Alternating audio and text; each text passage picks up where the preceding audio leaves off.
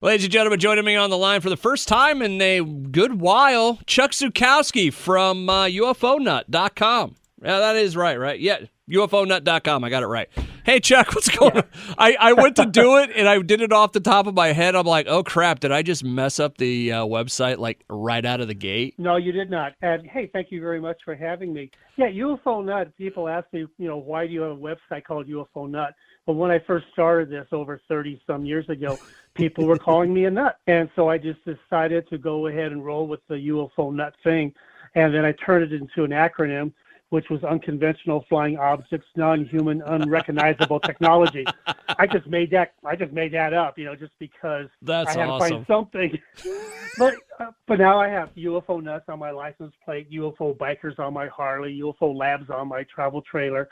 You got to roll with it. I do get a lot of people that see the license plate and they tell me their sightings. So it's cool. No, that's very cool. Chuck Zukowski from UFOnut.com on the line with me right now. And okay, the reason this interview is around, Chuck's been on the show a few times in the past. We've talked about everything from Area 51 to the TV show, Alien Highway, and everything else in between. Here's why we're on this week. So this past weekend, I'm sitting in the living room watching TV. My in-laws are there. And guess who pops up with Alien Highway? It's Chuck Zukowski. And I'm like, I know that guy. And they kind of looked at me like I was crazy. I'm like, no, seriously, I don't, and I told them, and I'm like, I'm going to see what Chuck's doing. And hey, here we are. He was cool to come back on the show, and I appreciate it, man. Well, thank you. And this is really a good time because, obviously I'm still doing investigations, but right now, 75 years ago this week, the military was in the debris site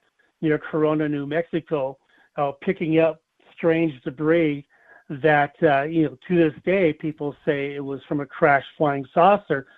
So this is kind of a really cool time to be able to talk about this. All right, let's start with Roswell.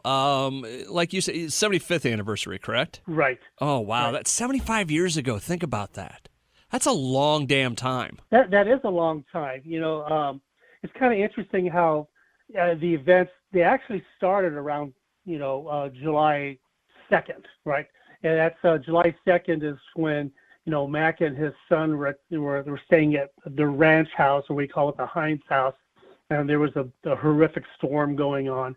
And, there was thunder, and then they heard an explosion, and it sounded different than thunder. And when they went out the next day to check on the sheep, Mac Brazel was a foreman of a ranch, and he was watching the sheep, and they come across all this debris, and thus on July 3rd, that pretty much started this whole Roswell scenario. That's awesome. So what's the big story with Roswell right now? Like if because these stories always change a little bit over time and they grow, or new evidence comes out or what have you. Where are we at with Roswell in 2022? Yeah, it's still a mystery. I've got to tell you, it's really interesting. When I first started doing UFO investigations and research, one of my hobbies, or one of the fun part of that, I shouldn't say hobby, what pet peeves was Roswell. And I lived in California at the time, and every time we went on vacation, we left California, we would go by Roswell. And I got the opportunity of rubbing elbows with a couple of the original guys that are now gone, Glenn Dennis, the mortician, and Walter Hott, who was the person who did the press release that that it was a crash flying disc. And so I got to meet some of the original guys that were there in 47. I got hooked on Roswell. Basically, it was Glenn Dennis and Walter Hott. They gave me the GPS coordinates to the BLM marker where where I was near the debris site. I started to become, a Roswell researcher, investigator. And what I've learned since then and what I know now hasn't really changed an awful lot. Although, since writing, I wrote these two blogs on my website, pertaining to Roswell. Uh-huh. And when I was writing it and looking at some of the evidence and some of the things I found afterwards, okay, first off, I can't guarantee that an alien craft crashed there, but something of technology did crash there, and our government is still withholding that information from us. Obviously at first, last Friday was the date 75 years ago that the Roswell Daily Record came out and said, look, Roswell Army Air Force Base recovers this, crashed disc. Okay. Well, Saturday was the date where basically, if the General Ramey out of Fort Worth, Texas, comes out and he debunks the story and said, oh no, it was a weather balloon. And so the next day, last Saturday, 75 years ago, they come out with a story saying, oh, it was a weather balloon. So that's how fast they debunked this thing. But since then, I've actually done an archaeology dig there a couple different times. The first time I found a piece of debris, had the piece of debris analyzed. And then a good friend of mine, Chuck Wade, had found a piece of debris at the plains of St. Augustine, where supposedly another craft came down at the same time frame. And it's interesting when you look at these aluminum silicon alloys. Now, we've had aluminum silicon alloys around, since the 1930s. Yeah. At least, here in the U.S. But aluminum silicon is a type of an alloy that, resists a lot of heat. I mean, there's a lot of properties involved with aluminum silicon. And when I was writing this blog and I started looking, back at, my, the artifact that we found, or my sister and I found, and looking at what the electron scanning and microscope analysis told us, and I started researching aluminum silicon again, I go, my gosh, I'm going to have to do another blog on that alone, because the military, basically, when they came back out later in the years and said, oh, by the way, it was Project Mogul, which was still a high altitude balloon chain, but we were just looking at, looking for above ground atomic explosions from our neighbors. If they had aluminum silicon involved in the technology there, it's not what they said when they came out and said that. They said basically, the technology you could buy from a local hardware store, yeah, a balloon chain, da-da-da-da-da. But if they were using aluminum silicon alloys, there was much more involved in that. Yeah, if it was a balloon chain, but I don't think it still was. Chuck Zukowski from UFOnut.com on the line with me right now, talking all things UFOs. Roswell, so one more question about Roswell, and then we'll kind of go on. Do you think there's ever going to be another aha moment with that, like something else is going to come out where it's going to, I don't want to say make it bigger than it already is, but will there be more about Roswell? Or is it kind of just a legend now and that's where it's going to stay? Not if I get my way. You see, it's really, I got to tell you this, so it's really interesting. When you look at Roswell, you have, Colonel Blanchard from the Roswell Air Force Base that this is press release saying that they captured a flying disc, right? Yeah. And then it turns out to be either a weather balloon or even Project Mogul. Well, I mean, when he died, he was a brigadier general for SAC, okay? And he's buried at the Air Force Academy here in Colorado Springs. He's got a memorial, and he's buried there. Well, if you're a colonel and you can't tell the difference between balloon fragments and a flying saucer, then why in the heck, did you get to be promoted to a brigadier general? And he was, with SAC, and RAAF, Roswell Army Air Force Base, was our first SAC base, basically, and it was our first nuclear base, and that's where, they trained the pilots for the Enola Gay, and him, and also Jesse Marcel Jr. Jesse Marcel Jr. was in charge of operations at Bikini Atoll, when they were doing atomic testings in the 50s there. So these guys went on, and their rank went up higher in their careers for two people who supposedly, embarrassed the Army, saying they found a flying saucer and in fact it was a weather balloon. Doesn't make sense, right? Well, I feel it's a good time to say that these are Chuck Zukowski's thoughts from UFOnut.com. I have no idea what he's talking about to the guy in the black suit that's listening right now. Exactly. And when you say now, you say, well, do you think it could go further? Well, I did one season of Alien Highway, and I already had things set up for the second season, and I didn't get a second season for Alien Highway. But one of the things that I was going to do in my second season was visit the proposed impact site. Now, I was really lucky out here in Colorado years ago.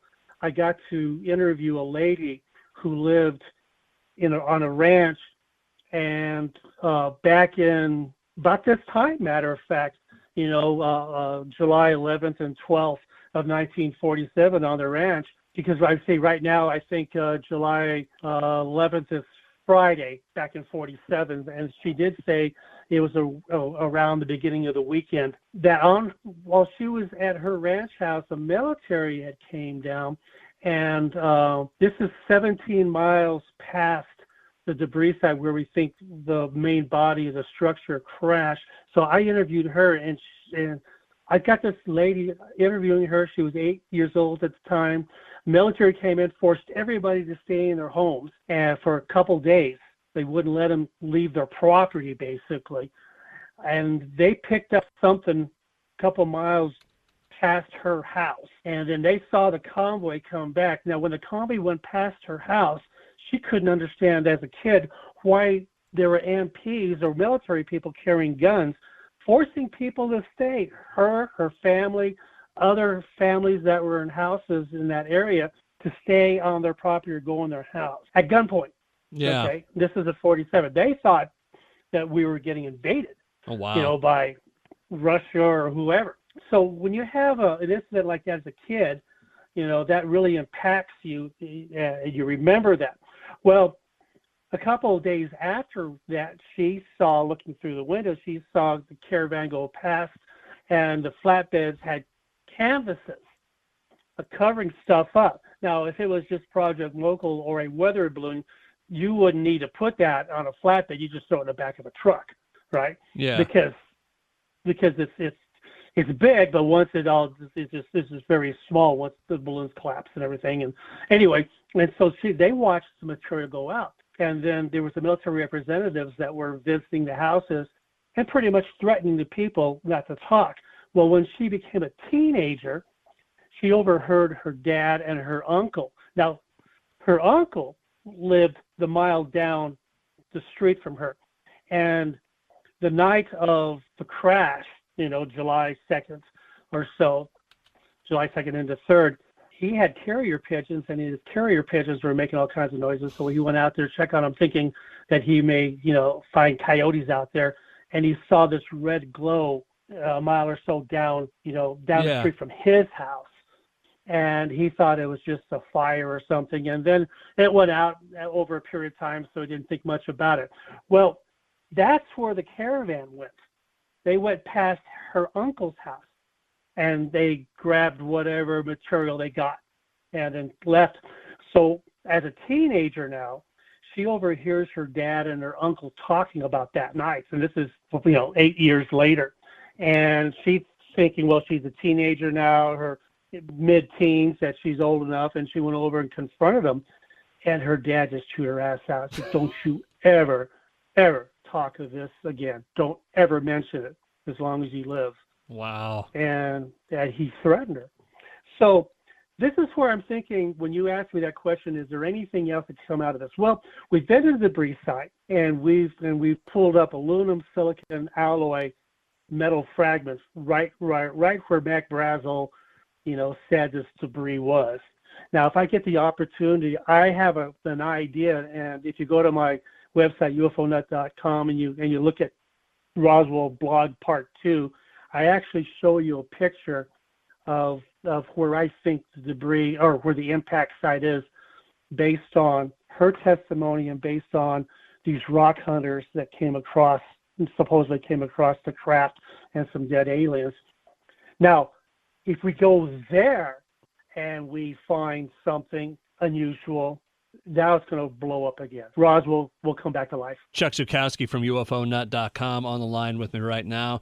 As we move through the world of UFOs and aliens and everything weird in there, what if Roswell was 75 years ago? What's kind of the big story right now going on, Chuck? Where's everybody's focus? Well, that would be the Pentagon, of course, focusing on investigating UFOs. Okay. And that was kind of cool, because, we're talking about what was it, June 25th, a couple of years ago when the Pentagon came out and said, oh, by the way, out of 144 some events that our pilots, that our military, had cited, we could only verify one. And it was a high altitude balloon. The other 143 or whatever were unknowns.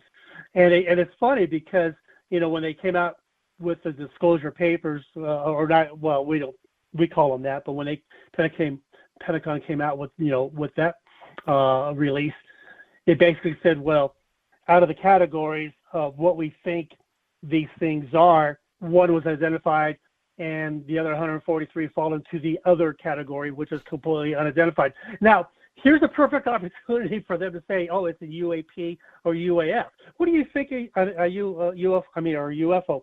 What do you think a UFO is? It's an unidentified flying object, right? Yeah. Well, then what the Pentagon does, instead of saying it's a UFO, they say, well, it goes under the unidentified aerial phenomenon category. Or something, right? Yeah, but it's still a UFO, for God's sakes, yeah. Do you think they're using the different verbiage as a way to not sensationalize it, I guess? Because if you say UFO, you think one thing. If you say, oh, yeah, these are UAPs or whatever, it sounds a little bit different than UFO. Does that make sense? It does. Now, UAP is actually nothing new.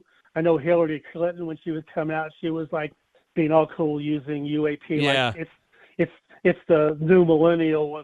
No, UAP's been around since the 50s. That's what they used to call them back in the 50s. UFO came from the 40s.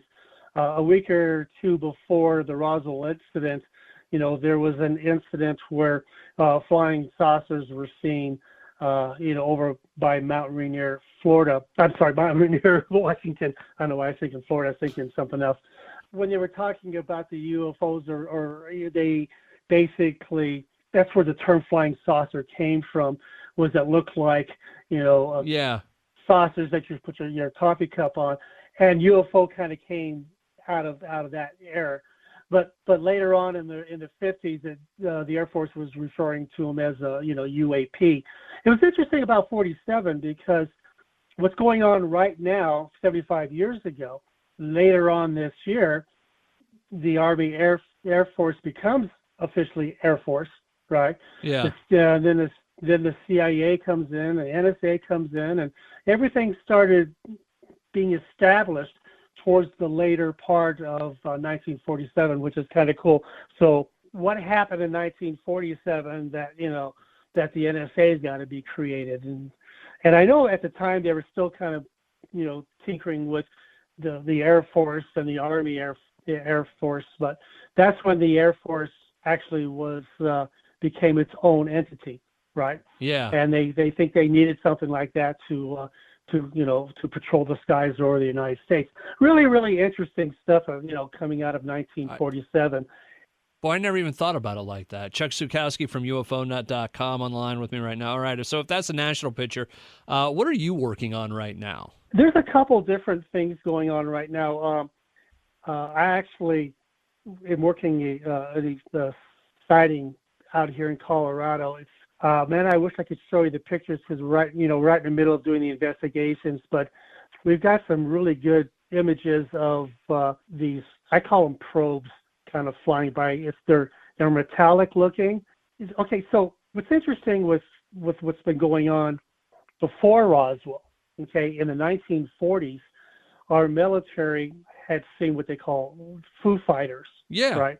And the word Foo Fighter came from a comic book where the main character of the comic book said, where there's food, there's fire. And so that was pretty popular during, World War II. And so when the servicemen that were flying, they saw these balls of light tracking them or flying past them, they would call them Foos, and they were Foo Fighters. Well, it was interesting that not only we saw them, but the Japanese saw them too. Now, we knew that back then that we didn't know what it was, but we thought, well, if it's advanced technology, it might be the Japanese. The Japanese were saying if it's advanced technology, it might be the Americans, because we were at war. Yeah. Well, people have been seeing these balls of light before that, and even animal mutilations. There was an animal mutilation case in Missouri back in like the late 1800s, 1896 or something, where there was a craft seen at night, and then the next day the rancher found 3 cows that were void of blood, typical animal mutilation that we still have today. So these objects have been seen for a while. Now, these balls of light that they saw, they call Foo Fighters, we still see them today. And some of the people, when they see them, they call them orbs. Yeah, I got to say, they're not orbs. Orbs are more associated with ghost investigations. That's a spiritual thing, an orb. But a ball of light is very solid. You can't see through it. It's a mechanical object. I call them probes. And I've actually captured them on video a couple times in Missouri. One of them was on the show Alien Highway, where we captured them.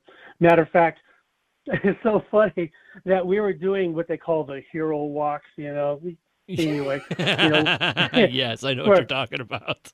Yeah, so here and my son are doing this hero walk, and we have the witness with us, and we're walking at night towards 2 cameras, like we're being all cool. It's lame, but they make you do that.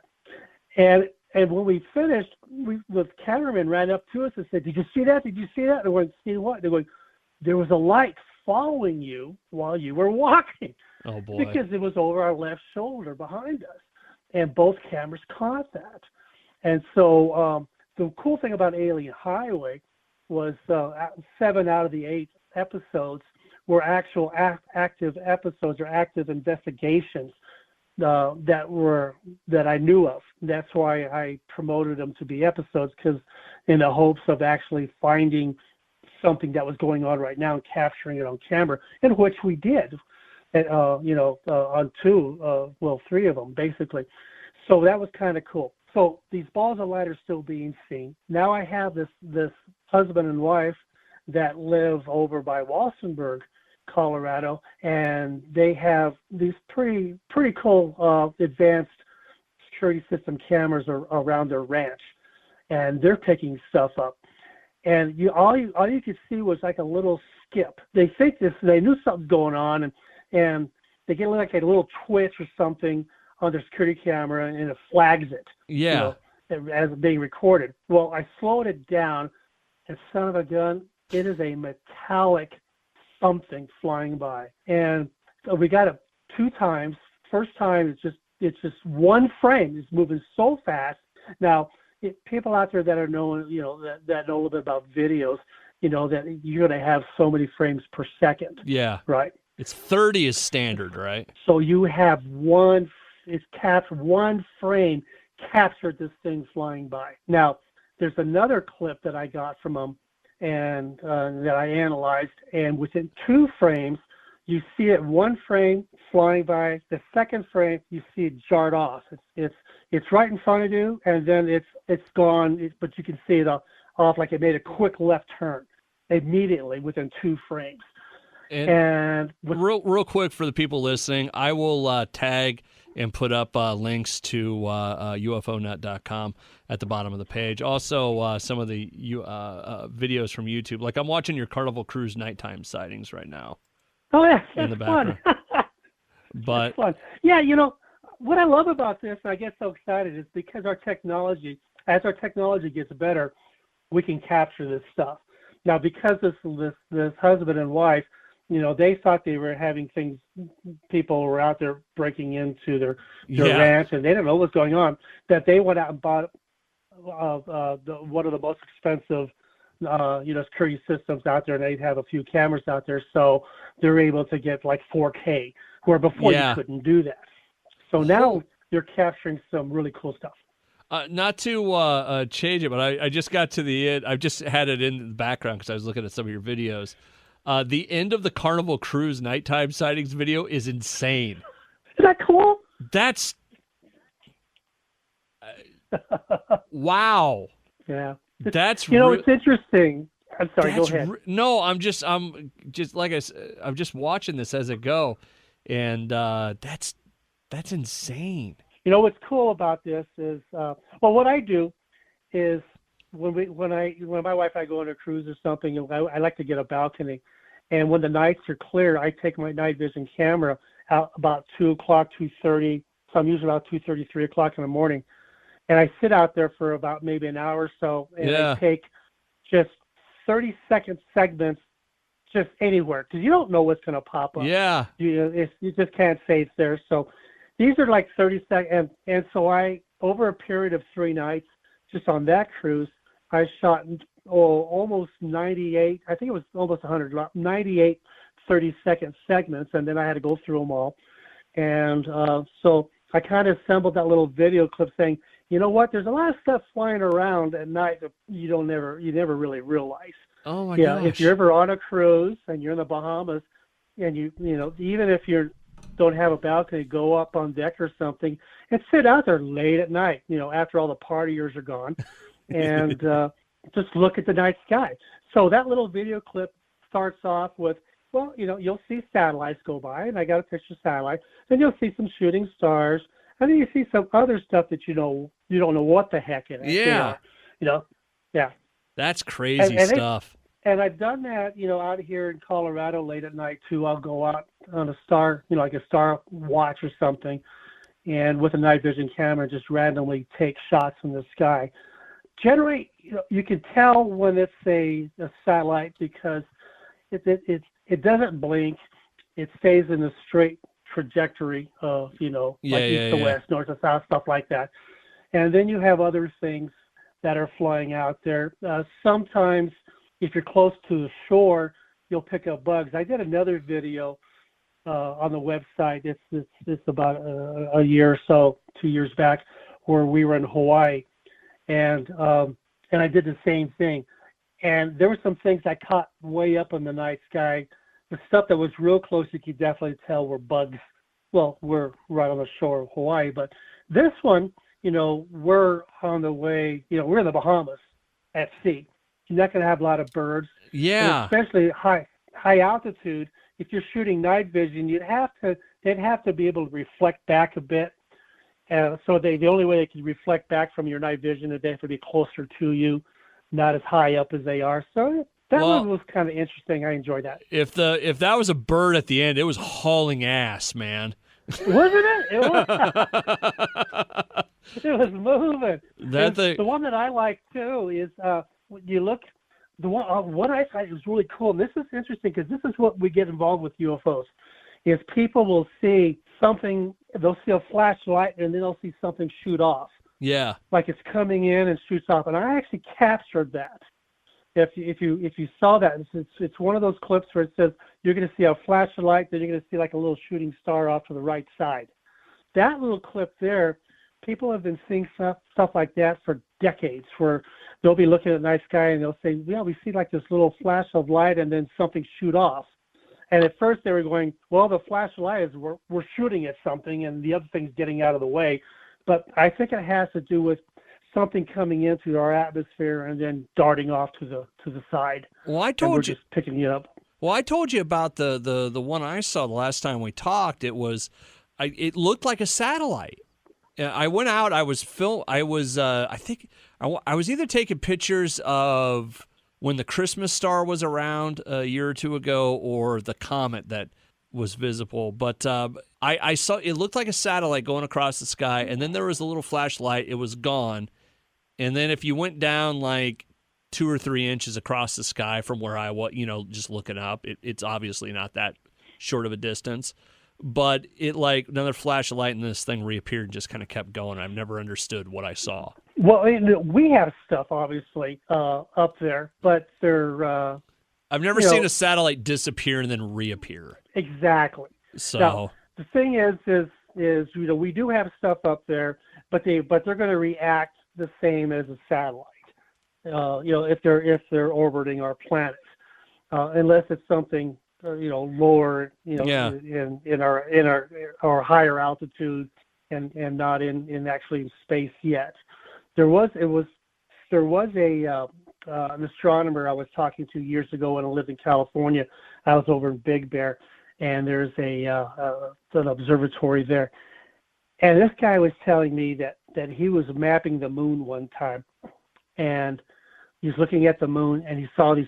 Now I have a telescope, so when you look at the moon, sometimes you'll actually see a satellite go by, and it's a little black object that just goes by. Other times it'll scare the hell out of you because you'll catch an airplane, flying in between you and the moon, and you're like, oh my God, it's ginormous.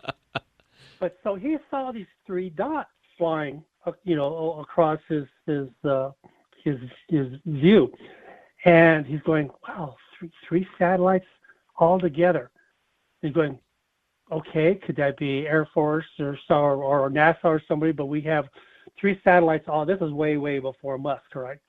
This is 25 years ago, and he's watching them, and then they changed positions. Uh-oh. And it scared the hell out of him. He'd been watching the skies. He was an astronomer, and it's funny that you could be looking at the skies for years and years before you actually see something. But so he's looking at his telescope, and when he says, "Now you're going to think I'm crazy," which is always what people tell me. He watched these. Just picture there was 3 lights in a line, a vertical line, one on the top, one on the middle, and one on the bottom. So picture 3 lights on the vertical line going past you, and then those 3 black dots basically changed positions. Oh, interesting. It's weird stuff, man. It really is. I mean, if you think about it, it's kind of the same thought of I'll ask paranormal investigators when they go on a ghost hunt, or Bigfoot investigators and what. I'm like, what happens when you do catch something? Like, you come face to face with it, it's like, are you going to play it cool, or are you going to scream like the dude from Ghost Adventures? Well, Zach, oh my God. I was on Ghost Adventures, and you were. And I'll tell you, I was. Yeah, they did an episode on the in Idaho Springs, the Phoenix mine. I had captured an EVP inside a mine because I was in a mine looking for Tommyknockers, not so much looking for ghosts. Whoa! But I know Tommyknocker, but I can't remember what it is. I remember the movie. Tommyknockers. It's interesting. Okay. Let me go back just a second. Okay. So if you talk to some of the Native American tribes out here in the U.S., they'll tell you that there's basically so many different types of entities on this planet, and because they've known about them before we even migrated to Europe. And one of them are these what they call the blues, and they're these little guys that are about 2 feet tall or so, and they come out of the mountains. The ant people come out of the ground, and we call them the Greys. But it's interesting how they have different names for these things. Well, the blues are what other people call Tommyknockers, which are the guys that come out of the mountains, but they're in the mines. So they, if a mine is in a mountain, that's where the miners have seen these little guys, and they kind of resemble. Well, in Ireland, they're leprechauns. Yeah. So we think, and then in Hawaii, they're Menehune. So it's not like they're only seen in one place. They're seen all over the world, but they're being named different things as people see them. So these, the miners had seen them in other countries, and then when they started mining, as immigrants here, they started seeing them here too. So these little guys in the mine, and they're like leprechauns. They're very mischievous. They'll take your lunch from you, or they'll eat part of your lunch, and there's all kinds of stories.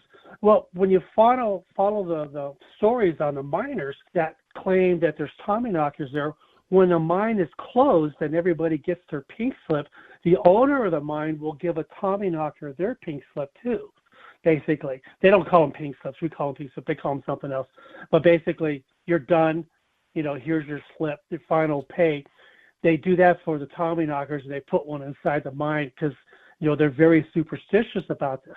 Well, I heard that there was a possible Tommyknocker presence at the Phoenix mine in Idaho Springs, Colorado, and that's what I went in there. And then I picked up an EVP from a voice of something else. Really?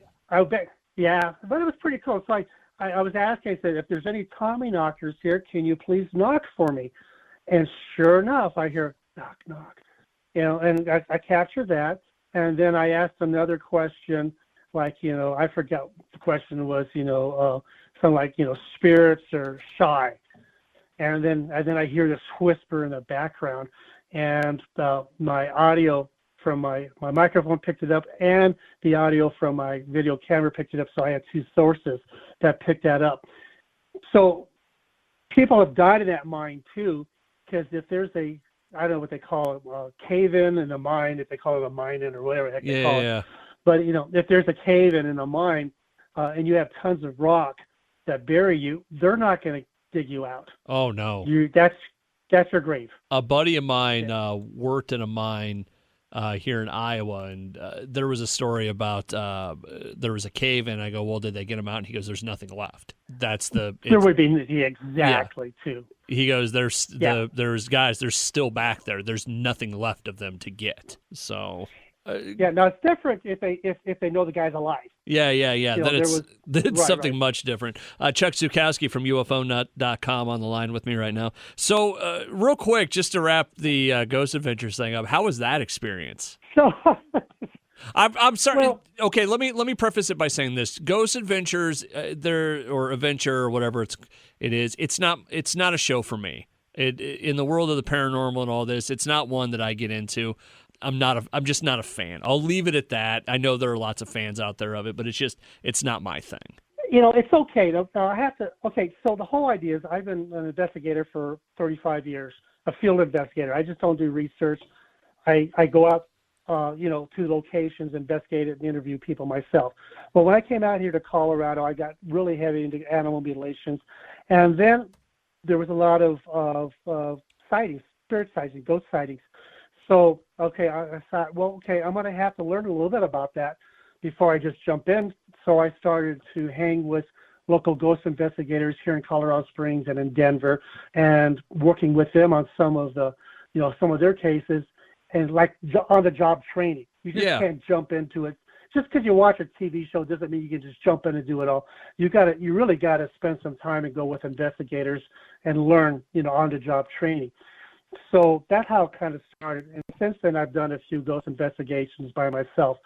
So watching this stuff on TV, I hate to tell your audience this, but my God, 90% is BS.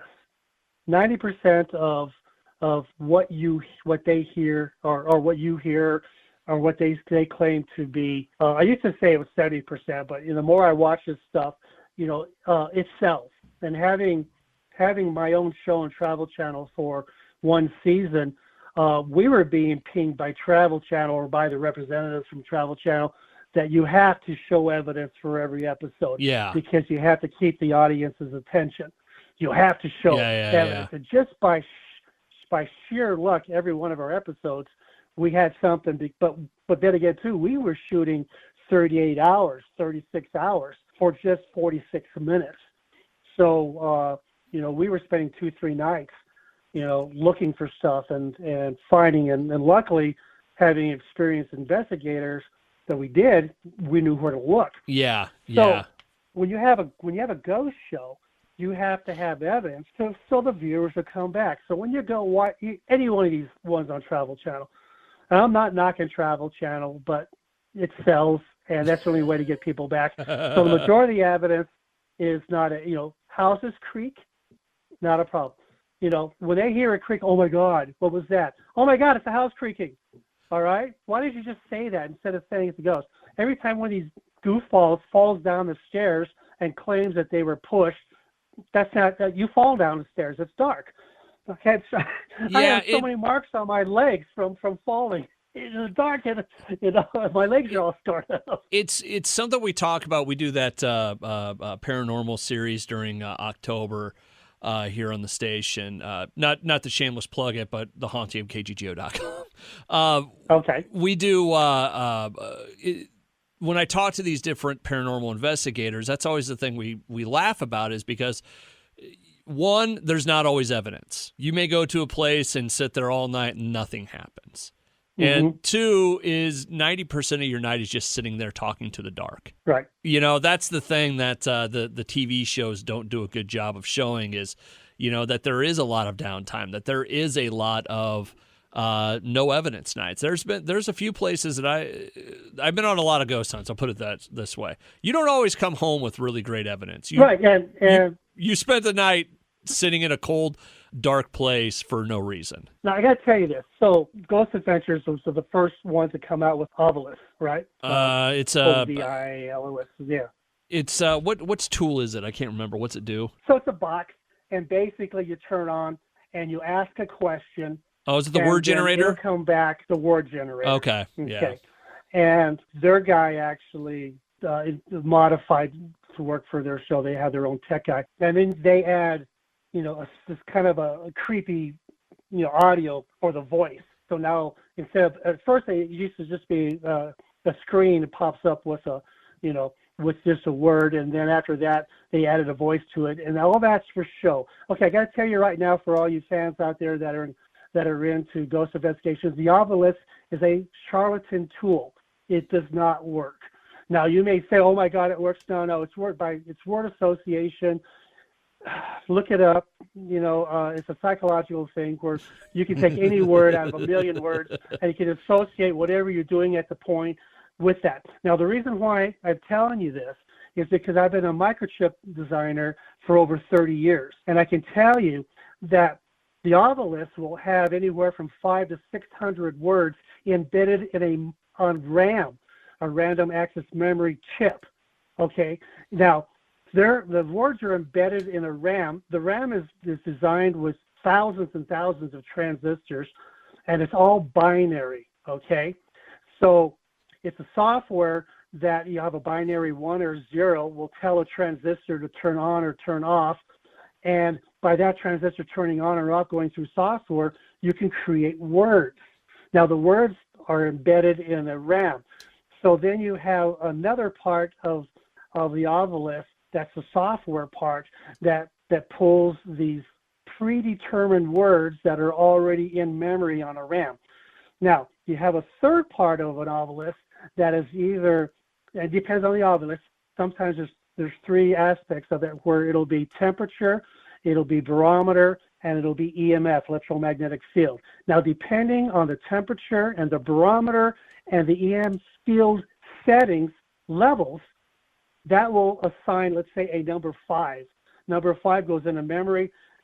Number 5 in memory is the word, murder or something like that. So, right? So this is how it works. So basically, when they put the Ovilus there and they're asking a question, if there's a ghost there that wants to answer that question, the ghost would have to know what words are in memory to pull the word out of the memory it wants to use. Okay, so the ghost would have to understand binary functions to be able to figure out, okay, well, the words are embedded in memory and binary, okay, but it comes through a software generator that manipulates the RAM. Okay, now the ghosts have to understand software, and then they got to know what type of software is being used in that Ovilus to be able to pull that word out. Okay, now then they have to figure out, okay, there's another part of software that determines I have to change the atmosphere in this room. I have to change the barometer, I have to change the EMF, and I have to change the temperature. So I have to look at embedded software to see, okay, I have to go up 1 degree of temperature, I have to drop the barometer down a little tiny bit, and then I have to increase the electromagnetic field by 1 microtesla to get this word out. It's impossible. Chuck, you're fun around Christmas, aren't you? Forget it. Or as my friend from New York says, forget about it. I know, right? Chuck Zukowski from UFOnut.com. Okay. You know what, though? You say that, and this is, going completely off where we started, but it is interesting if you know how some of that stuff works. Like I'll give you, like me working with audio a lot, I have some of these guys come and they'll ask me to clean up a piece of audio or whatever, and I'll be like, this is... it's not the house moving, it's you moving the recorder. It's that kind of stuff that you kind of figure out after, So anyways, I got to ask then, since we're kind of in the world of TV shows, is there one of these shows that you can watch and get through without thinking about some of that stuff? Like whether it's ghost related or UFO related or, what have you. Are there any of these shows that you can watch and go, you know what, that one's doing it right, other than Alien Highway? At first it was Okay, I got to tell your listeners about Alien Highway. All right, we were in our first episode. It was the best damn show on the episode. planet, everybody. No, what happened was the production company, one of these idiots in the production company tried to fake evidence on us. Ooh, that's and not I good. told him from the very beginning, we don't do this. And this guy was in the background, trying to, pretend that he was someone watching us, like maybe they might be from the government or something or other. And my son and I, we were in Missouri at the time. We were both carrying, because, at the time my son was a deputy and I used to be a deputy. So, I always carry. And we took off on foot after this guy, and we were going to take him down. And the protection crew started yelling at us, telling us not to.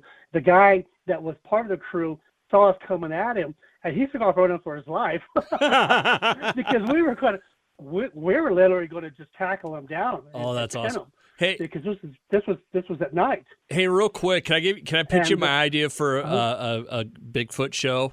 Because you just Oh, sure. On one end of the forest, you have people that are legitimately looking for Bigfoot, right? Right. On the other side of the forest, you have people that are legitimately trying to fool the people that there is a Bigfoot without getting caught. Right. How great of a show would that be? So this happened to us, and oh man, I just hit the ceiling, man. Yeah, we were outside, so I hit the sky. And I said, yeah, F you guys, I'm out of here. And they go, what do you mean out of here? And they're like, what? I'm out of here. If this is how you're going to do this, I don't want a part of this at all. And I said, this is why I drive my truck, my Ram, right? My Ram 15, I was a Rebel. This is why I drove my truck to every episode in every state, in all 8 states. Because if I didn't like Arizona, I was going to hop my truck and home. And it's too I bad. said, I'm out of here. And with like your stories, hold on one second, because I do want to make a point with this, because you bring up something interesting with the TV entertainment side versus the real. Hey, we want to go out and find a UFO. I've heard it so many times where good friends of mine that have been on, the Travel Channel or Discovery or any one of the, different stuff that does paranormal or UFO or weird stuff, they'll do stuff like this. They'll take stories, they'll completely redo them, any number of things, and it's always it ruins so many great stories. It really does. I mean, I was lucky. One of my Bigfoot, because I got involved in Bigfoot investigations out here in Colorado, because sometimes UFO sightings are seen, or Bigfoot sightings. And so I was on, one of my investigations was on finding Bigfoot. So I got to talk to Matt Moneymaker and the other guys there and Aaron. And as far as I was concerned, yeah, except for, everything they hear is Bigfoot. When Finding Bigfoot first came out, it was pretty legit.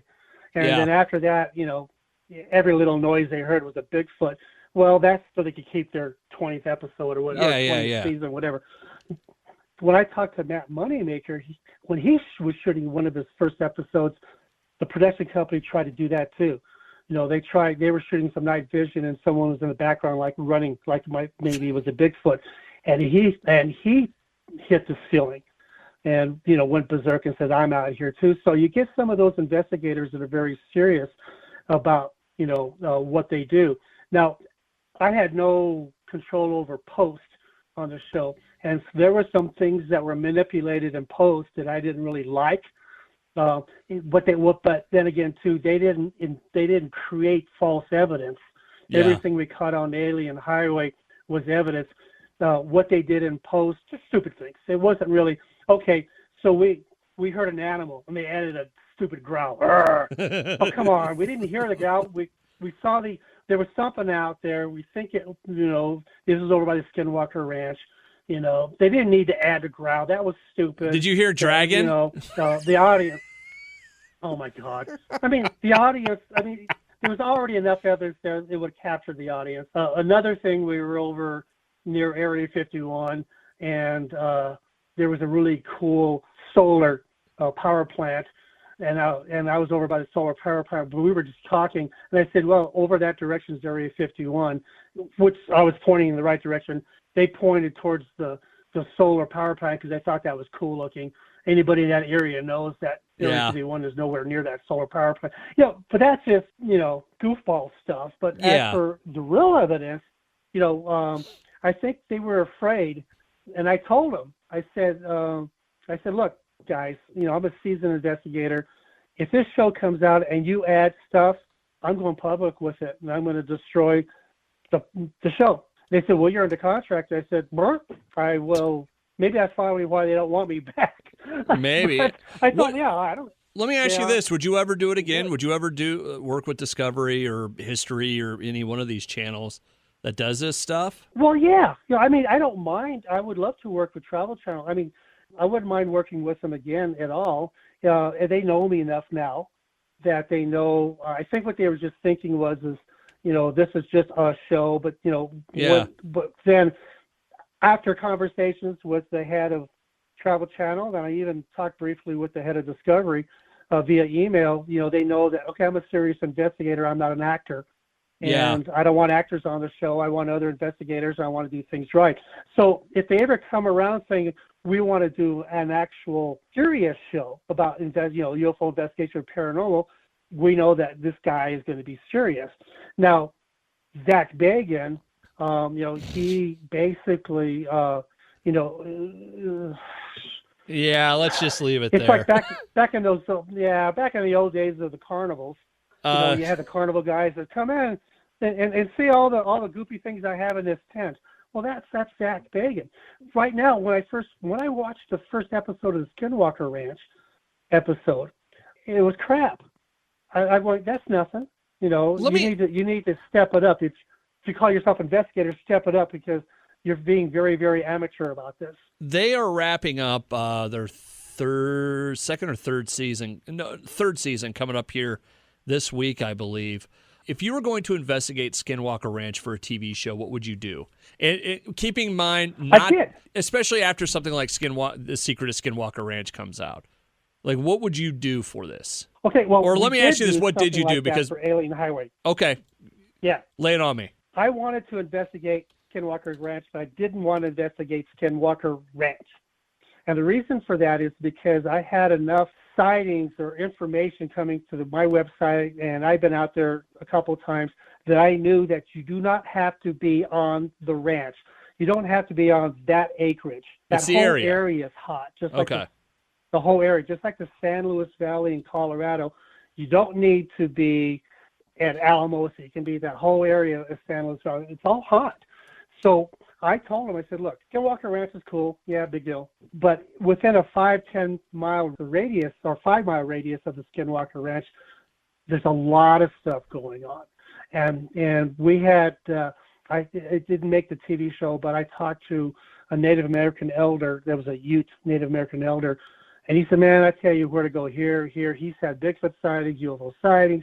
They actually, here's something that most people don't know, because it was cut from the show. But when I talked to this Native American elder, and we had to get permission from the tribal council to interview this guy for TV, and we just had too much going on in Utah that he didn't make the cut. But I asked him, I said, okay, we know Native Americans have a word for Bigfoot. Sasquatch is one of them. And he goes, yeah, our name is blah, blah, blah. Okay, fine. And we know that Native Americans have a name for UFOs. And he goes, yeah, we call them this. And I said, it's kind of interesting about gray aliens. And he goes, oh, blah, blah, blah. Yeah. So like, the Ute tribe has got a name for a gray alien? And he goes, I can't talk about that. I will talk about that on camera. I can't talk about that. I'm not supposed to. And I'm going, okay. Well, interesting. The Ute tribe, so the Ute tribe has been in that area for hundreds of years. Okay. They were there before the Europeans migrated to the United States. And they've had sightings out of the whole area. And he's telling me, that's just one spot. Big deal.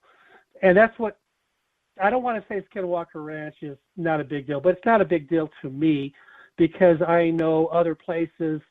And when people ask me, they go, well, where can I go, to investigate? I can't get in Skinwalker Ranch. I go anywhere within a mile or two of the radius, and you'll be happy. You'll see all kinds of stuff.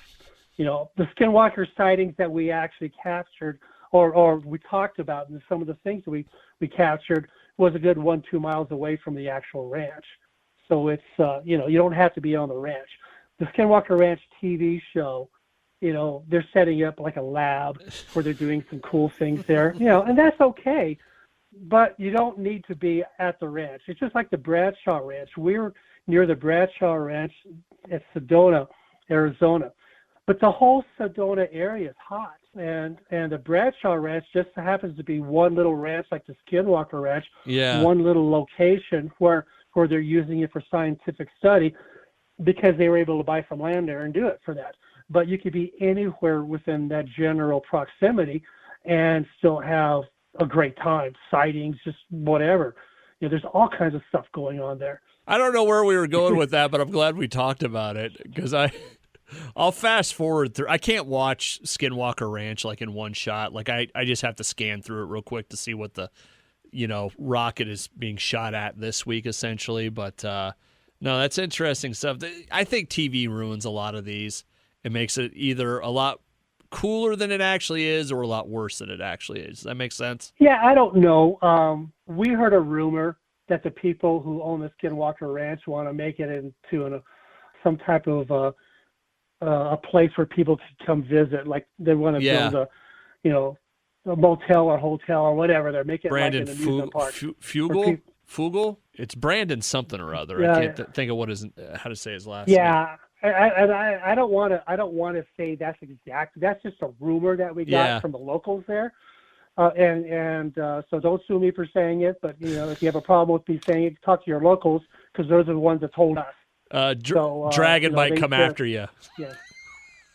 Yeah, so I don't know, but I've dealt with Robert Bigelow, the billionaire, right? Yeah. I personally, dealt with his company, Bass, and originally. He purchased the little Skinwalker Ranch for a couple $100,000. Then he turned around and sold it for over close to $4 million, right? So he made a lot of money. I dealt with Robert Bigelow or the Bass Laboratories with that little piece of artifact that I found from Roswell. Their laboratory actually, did the analysis for me, the second analysis. So I know a little bit about what Bigelow's up to, and then.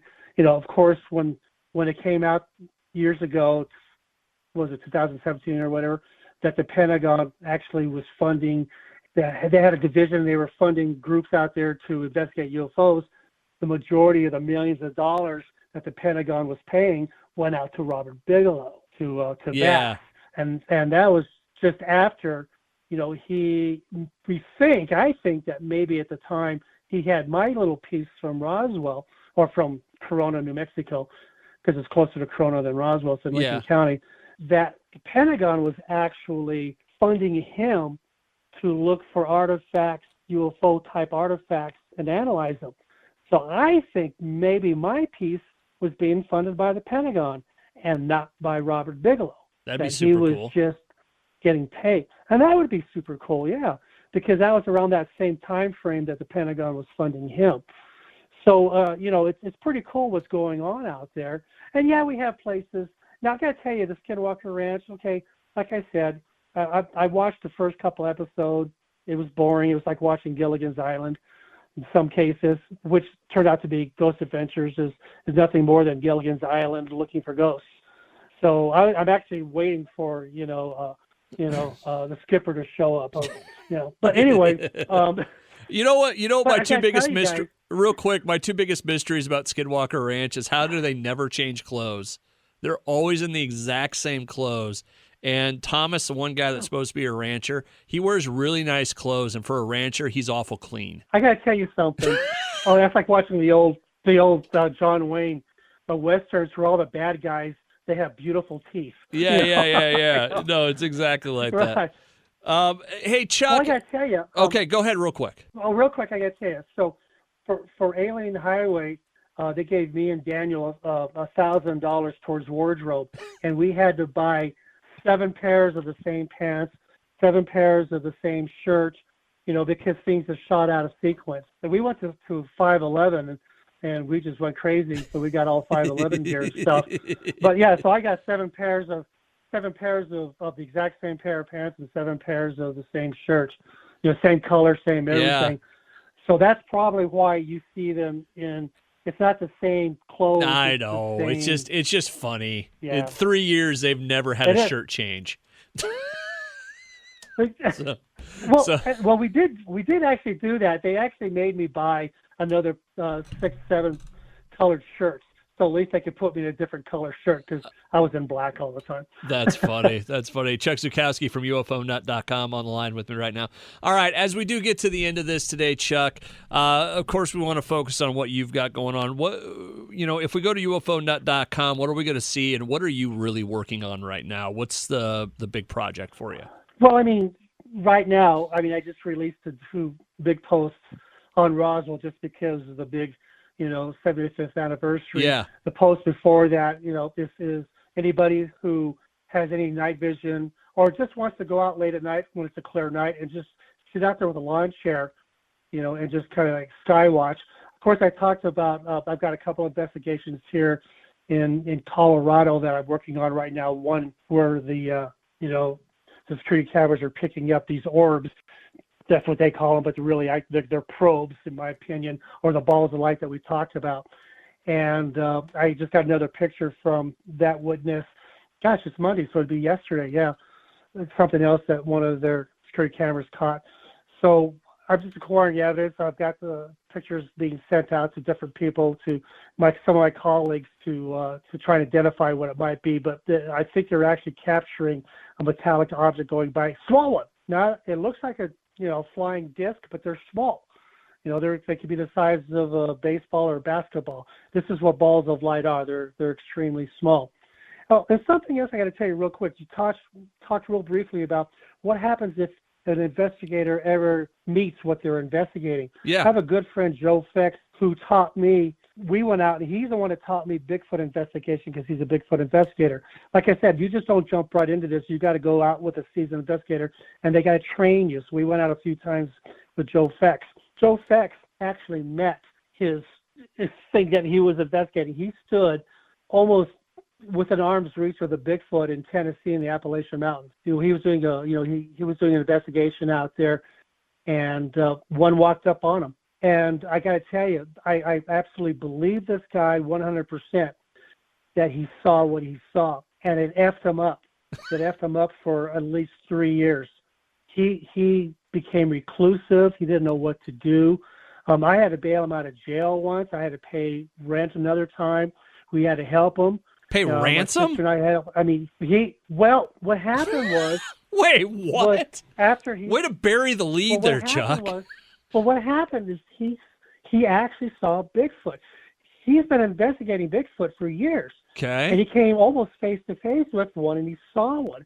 Well, the reality of him seeing a Bigfoot messed his personal life up completely. He lost his girlfriend, he lost his apartment, he lost his job. And for the next 3 years, he never lectured. He became reclusive. And it's just only a few years ago that he started coming out of this. So it mentally screwed him up so bad that we lost Joe for like almost 4 years. You couldn't even find this guy. And it took him at least 3 years to deal with, to come to terms what he actually saw. Oh, wow. And that's it. So yes, you as an investigator, if you actually see something, or you see what you're investigating, it can really mess you up mentally. This did for Joe. He's such a cool guy. July 3rd, 2016, my sister Debbie and I communicated with a light in the sky on a new moon night, completely dark night. I flashed my headlights, it flashed back. We spent 15 minutes communicating with something in the night sky that we couldn't see. And then the hit the fan around that. It was all kind of stuff was going on. That's when I had my Ram, and those the trucks that you touch the handle and the lights come on inside, because it's just it's capacitance and resistance from your hand. And we're a good 10 feet away from my truck. And after seeing this thing and all these animals making noises and my lights come on in my truck. And then we had someone drive by and pull around the corner, and this shadow figure got out of this vehicle about a quarter mile down the road, and I'm looking at him with my night vision binoculars, and he's watching us. This is just after we communicated with this slut. And to this day, and that was 2016, to this day, I'm still trying to figure out what the hell happened that night, and what did I see, and who the hell was I talking to? Oh, that's crazy. Flashing my lights back and forth. So yeah, it does kind of mess you up a little bit. You have to come to terms with, well, what I've been investigating is out there. Yeah. And you just got to realize that that's what happened with Joe. And of course, with ghost investigations, I've got a few EVPs, so I've been able to communicate a little bit with ghosts. So now I'm very comfortable with the afterlife. I do know there's an afterlife, and that kind of like makes it a little more comfortable as a human now, knowing, hey, if I die, I might actually go on to somewhere else because I communicated with that somewhere else. So that's kind of cool too, though. Chuck Zukowski from UFOnut.com joining me. As we do wrap up today, I've got one more question because we're well over an hour at this point. I've had a great conversation with you today, Chuck. I appreciate it. Oh, sorry about that. No, you're fine. You're fine. I get you want to talk about ghost adventures so much. No. Real quick, I want to get your thoughts on because we're recording. Currently, it's about 11:30 Central on Monday, the 11th in July of 2022. The James Webb Space Telescope. The first image is supposed to come out later on today. With looking into space and all this stuff, and having this brand new telescope what did they say? The infrared picture that came out the other day. Usually those are all tossed because the clarity isn't very good on it, but they released the James Webb one because it was the deepest we've ever looked into space. What are we going to do when we have one of these satellites and something's looking back at us? Well, are we actually ever going to know that? I mean, who's funding the James Webb Telescope? And are you talking about just in general? I mean, somebody what do you else like? Okay, either way. I mean, you think about this. We start looking further and further into space, and because if that's where UFOs might come from, and we might stumble across, oh God, that looks like a space station, or hey, right, that's no moon.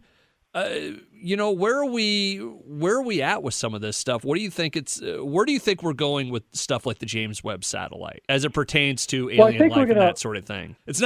I'm sorry, it's not a very well-worded question, but I think you get the gist. I do get the gist. I mean, with our first telescope that went out there, right? Yeah. And I remember the first time that they actually brought back or showed pictures of galaxies, spiral galaxies, and binary galaxies, where before, I have a telescope, I have an 8-inch spectroscopy, and I would see a cluster of galaxies, but it was just like a blur, right? Just smudges.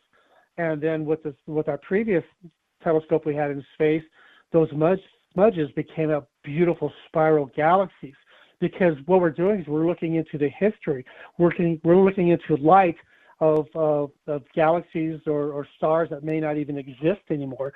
And then, that's the purpose of a telescope, right? Is you're looking back in time. And so when we get the new telescope, the James Webb, we're going to see beyond that.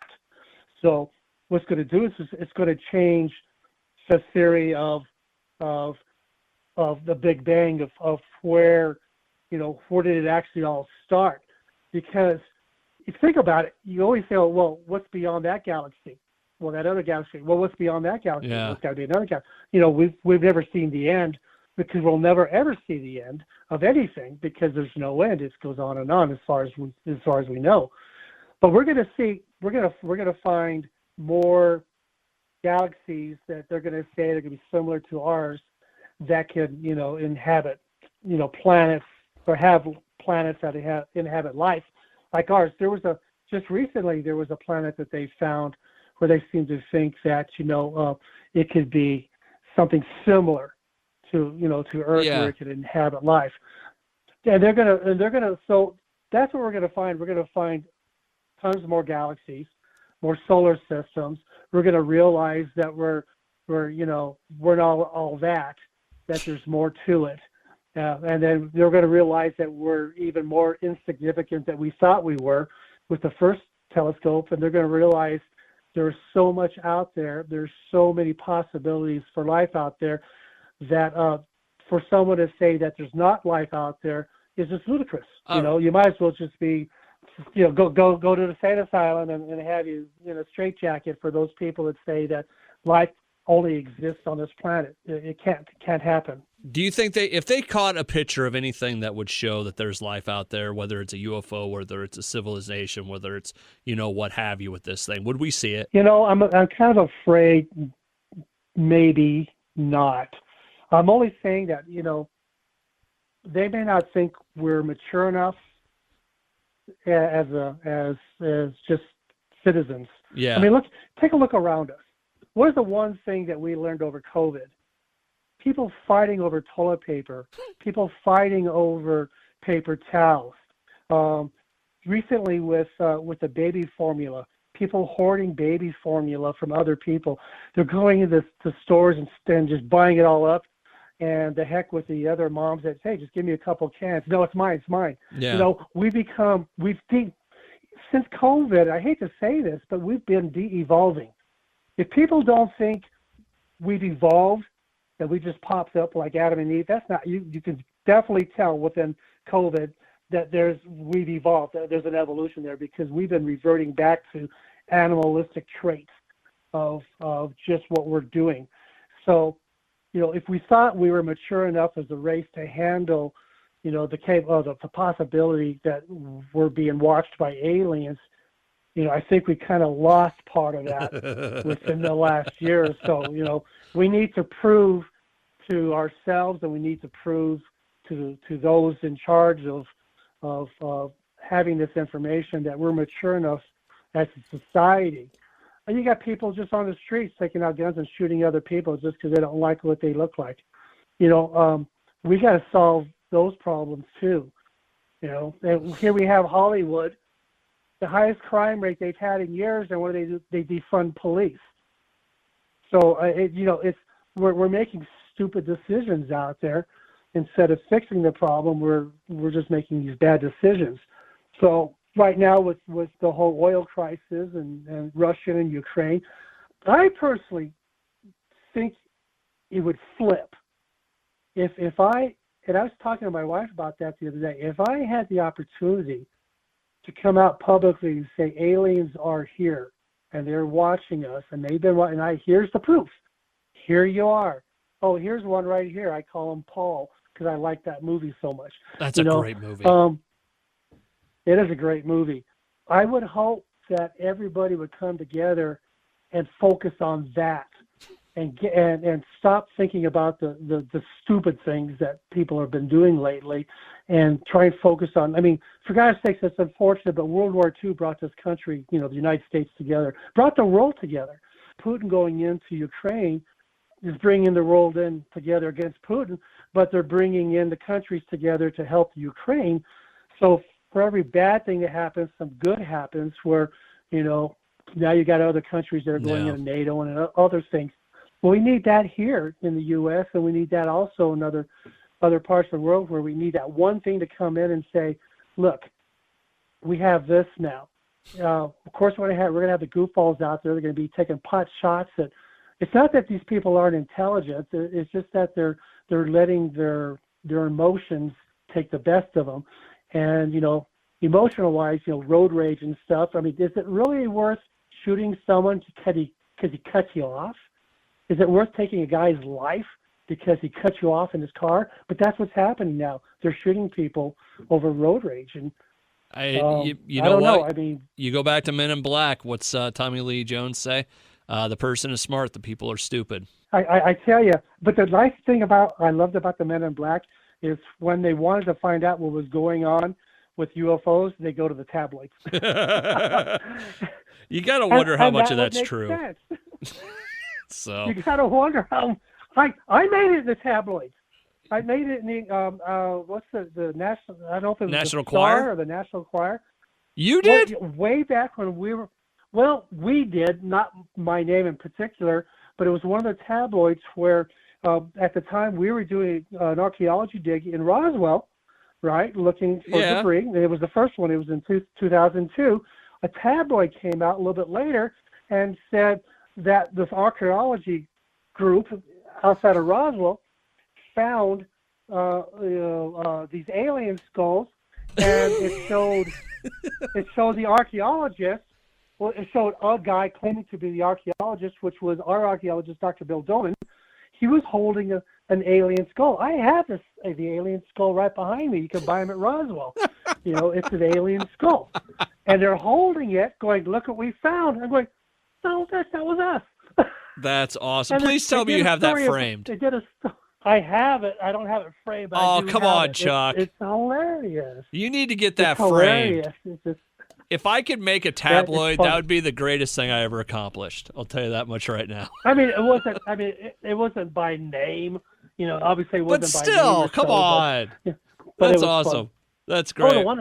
The one I do have framed is the New York Post center section, folded out, all my pictures, all me. Oh, that's awesome. Chuck Zukowski from from UFOnut.com. Thank you so much, man. It's been a blast talking to you today. I talked your ear off. I apologize for that, but a lot of good stuff today. I appreciate it, man. Oh, and thank you. And the reason why I antagonize, Ghost Adventures with what's his name is he did a show a while ago in San Luis Valley, and he was making fun of the UFO people. So ever since great. So I'm part of that now. Trashing him.